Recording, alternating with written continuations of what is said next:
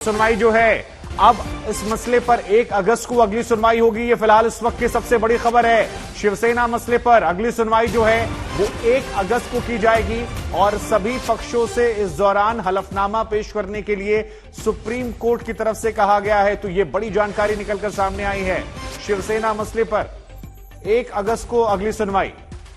संजय, जरा जानकारी दीजिए दर्शकों को। 1 अगस्त को अगली सुनवाई यही बेंच सुनेगी या बड़ी बेंच सुनेगी? जी हाँ, यही बेंच सुनेगी फिलहाल, क्योंकि अगर बड़ी बेंच सुनती तो मामला पहले ये बेंच ये सिफारिश करती कि चूंकि इस मामले में संवैधानिक पहलू भी शामिल हैं, लिहाजा इसमें जरूरत है कि बड़ी बेंच इस मामले को सुने और फिर चीफ जस्टिस बड़ी बेंच का गठन करते कि उसमें कौन कौन से जज होंगे और ये कब से सुनवाई करेगी, तो वो सारी चीजें। लेकिन अभी फिलहाल यही बेंच सुनवाई करेगी जिसमें चीफ जस्टिस इस बेंच की अगुवाई कर रहे हैं। जस्टिस कृष्ण मुरारी और जस्टिस हिमा कोहली इसमें शामिल हैं। हरीश साल्वे ने सुनवाई के दौरान यह भी कहा कि चूंकि इसमें राज्यपाल भी पक्षकार हैं, लिहाजा याचिकाकर्ताओं के लिए यह लाजमी है कि वो उनके लिए सम्मान सूचक और अनुशासन के तौर पर शब्दों का चयन करने में बहुत सावधानी बरतें, क्योंकि इसमें राज्यपाल जो संवैधानिक व्यक्तित्व हैं, संवैधानिक पद पर हैं, वो इसमें पक्षकार हैं। लिहाजा इसमें कुछ भी बोलना, कुछ भी कहना नहीं चलेगा। उनके लिए एक आदर सूचक, सम्मान सूचक और बहुत ही शालीन शब्दों का प्रयोग याचिकाकर्ता करें। हालांकि सुनवाई जो है उनके खिलाफ भी रखी गई है कि उन्होंने जो न्योता दिया था शिंदे को मुख्यमंत्री बनने का। जी संजय, तो अब 1 अगस्त को इस मामले में 1 अगस्त को सुनवाई होगी और उसके पहले सभी पक्षकार एक दूसरे की याचिकाओं का जवाब दाखिल करेंगे। ठीक है, मुंबई हम चलते हैं। मुंबई, ऋतिक, अब तो ये स्पष्ट हो गया है कि आपको 1 अगस्त तक सुनवाई होगी और तब तक हलफनामा देना होगा। अब इसे पॉलिटिकल पार्टियां कैसे देखने वाली है, शिंदे गुट और शिवसेना गुट? अब हम क्या सुन सकते हैं इसे?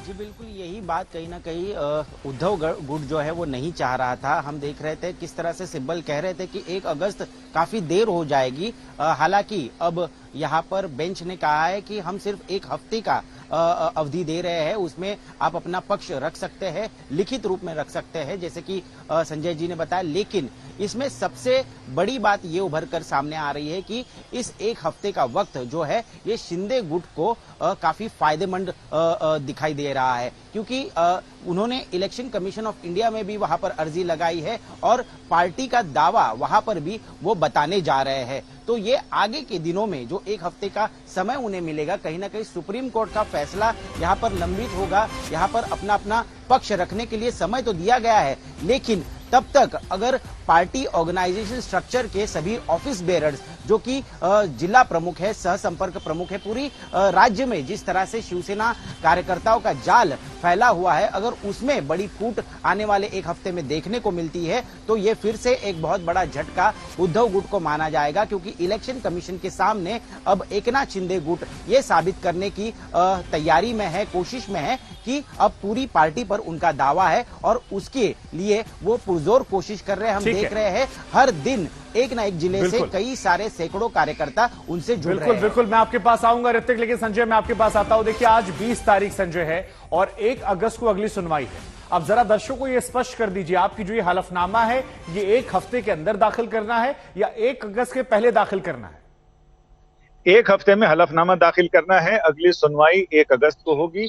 ये इतना पहले इसलिए मांगा जाता है ताकि कोर्ट के पास भी समय से ये सारे हलफनामे पहुंच जाएं, ताकि कोर्ट उनकी स्टडी भी कर ले। और पार्टियां, चूंकि एक दूसरे के हलफनामे की कॉपी भी देनी पड़ती है, तो जो पक्षकार हैं वो भी जवाब तैयार कर लें कि आखिर उनके हलफनामे पर उनको क्या जवाब देना है, रिजाइंडर क्या फाइल करना है, ये भी उनके पास फाइल करने का समय रहे। लिहाजा कोर्ट का समय बचाने के लिए ये किया जाता है कि कोर्ट के पास भी पढ़ने का वक्त हो और साथ ही जो दूसरे पक्षकार हैं उनके पास भी ये पता चले कि सामने वाली पार्टी ने क्या दावा किया है और उसकी काट हमारे पास क्या है। तो इसलिए अब 1 अगस्त को जब मामले सुनवाई के लिए आएगा तो उसमें सारे लोग प्रिपेयर्ड होंगे कि आखिर इसमें सुनवाई किस तरह से आगे बढ़ेगी, दलीलों की काट क्या होगी, और कोर्ट के पास ये प्रश्न भी होंगे कि किन से क्या प्रश्न पूछने हैं ताकि मामले की तह तक पहुंचा जा सके। जी, कपिल सिब्बल में ये बयान बार बार इसलिए कोट कर रहा हूं क्योंकि उन्होंने कहा कि देखिए एक दिन की सरकार भी विनाशकारी है। अब जब हम ऋतिक से बात कर रहे हैं तो वो कह रहे हैं कि एक हफ्ता जो ये शिंदे गुट को मिला है ये काफी उनके लिए मददगार हो सकता है क्योंकि इस बीच वो इलेक्शन कमीशन भी जा रहे हैं। तो जरा बताइए ये एक हफ्ता कितने ज्यादा अहमियत रखता है, क्योंकि हरीश साल्वे ने एक हफ्ते का वक्त मांगा था, उन्हें वो मिल गए कपिल सिब्बल और शिंदे उद्धव गुट के लिए। क्या इसे एक झटके के तौर पर देखा जाए? ये समय दोनों के लिए लाभकारी तो होगा, क्योंकि दोनों अपनी अपनी, उनका ये कहना था कि कुछ प्रिपरेशन के लिए, पेपर बुक्स के लिए उनको कुछ समय चाहिए एक हफ्ते का। लेकिन उसमें यह है कि दोनों को बराबर बराबर एक हफ्ते का वक्त मिला है, लेकिन दोनों उसका इस्तेमाल किस तरह से कर सकते हैं, किसके लिए समय ज्यादा मुफीद है। तो ऐसे में शिंदे गुट के लिए ज्यादा मुफीद समय लगता है, क्योंकि उनके पास कई सारे पुराने जजमेंट और अपने कुछ तथ्य जो बीच में मूल याचिका के बाद जो 2-1 याचिकाएं दाखिल की गई हैं उनका रिप्लाई भी फाइल करेंगे। और अब उनके हाथ में सरकार है और संगठन को लेकर भी उन्होंने इलेक्शन कमीशन का दरवाजा खटखटाया है।